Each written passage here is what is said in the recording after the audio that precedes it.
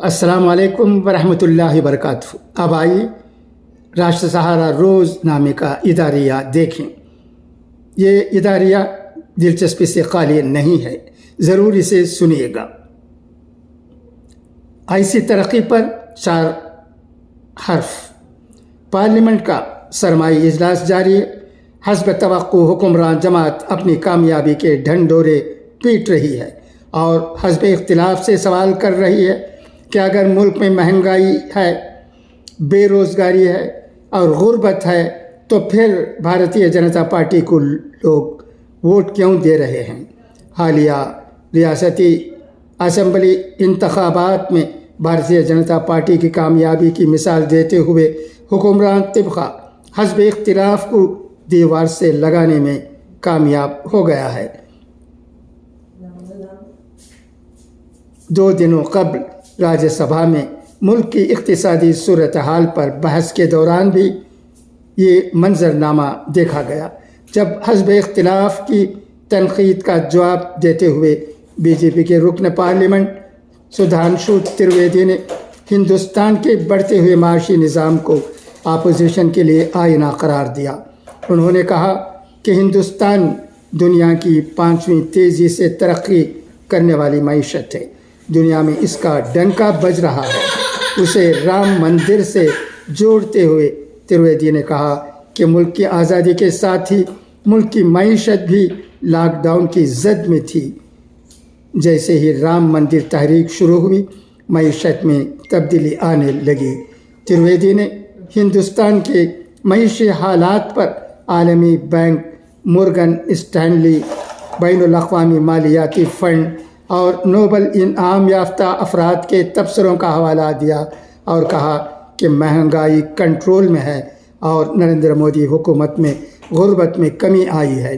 سدھانشو ترویدی نے رواں مالی سال کی دوسری سہمائی کی جی ڈی پی کی شرح نمو 7.6% کو زیادہ متاثر کن اعداد و شمار کے طور پر بھی پیش کیا۔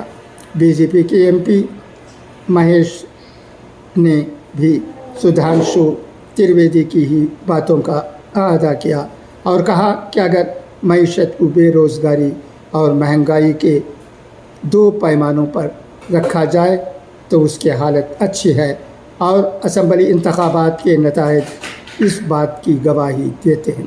لیکن اعداد و شمار اور دعووں کے درمیان حزب اختلاف کی جانب سے اٹھائے گئے سنگین مسائل پر کوئی واضح جواب نہیں ملا۔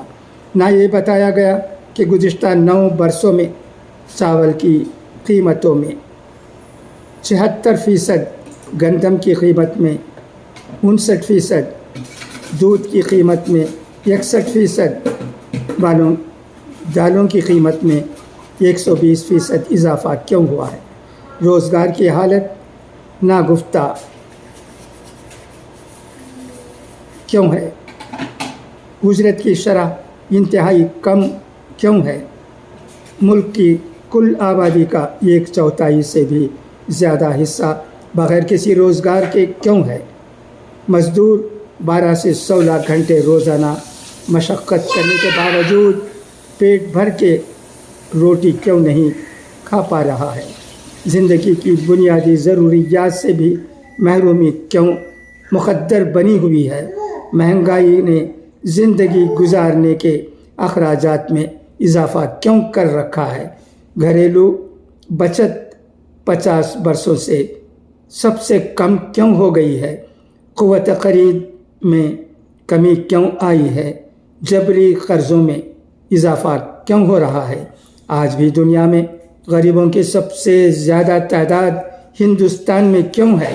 اگر بے روزگاری، مہنگائی میں کمی آئی ہے تو پھر 80 کروڑ ہندوستانیوں کو 5 کلو اناج مفت میں کیوں دیا جا رہا ہے؟ یہ وہ حقیقی اور زمینی سوالات ہیں جن کا جواب دیا جانا حکومت پر فرض ہے، مگر کامیابی کے نشے میں چور حکمران لوگوں کو اعداد و شمار کے گورکھ دھندوں میں پھنسا کر زمینی حقیقت کو آنکھوں سے اوجھل رکھنا چاہتے ہیں۔ بی جے پی کا یہ دعویٰ کہ ہندوستان دنیا کی 10ویں معیشت سے ترقی کر کے اس کے دور اقتدار میں آج 5ویں بڑی معیشت بن گیا ہے۔ حقیقتاً ایک ایسا ڈھول ہے جسے صرف بجایا جا سکتا ہے، ورنہ حقیقت تو یہ ہے کہ ہندوستان کی معیشت اپنے حجم کے اعتبار سے بڑھتی آبادی اور دیو ہیکل مہنگائی کے آگے بونی نظر آتی ہے۔ فی کس آمدنی میں اضافہ ضرور ہوا ہے، مگر مہنگائی نے اس آمدنی کو صفر بنا دیا ہے۔ لوگوں کی ضرورتیں پوری نہیں ہو رہی ہیں۔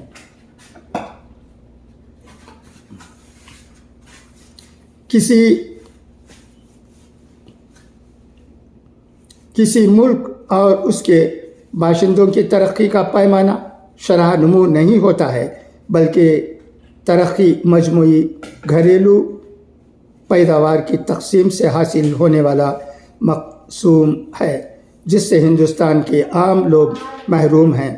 مالی عدم مساوات کے معاملے میں ہندوستان اپنے پڑوسی ممالک بنگلہ دیش اور نیپال سے بھی بدتر حالت میں ہے۔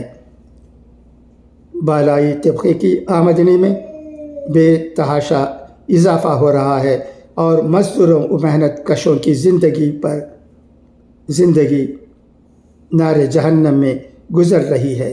دنیا کی 5ویں، چوتھی، تیسری، دوسری اور پہلی بڑی معیشت بن جانے کے باوجود اگر اس کے ثمرات مزدوروں، محنت کشوں اور عام آدمی تک نہیں پہنچ رہے ہیں تو ایسی ترقی پر 4 حرف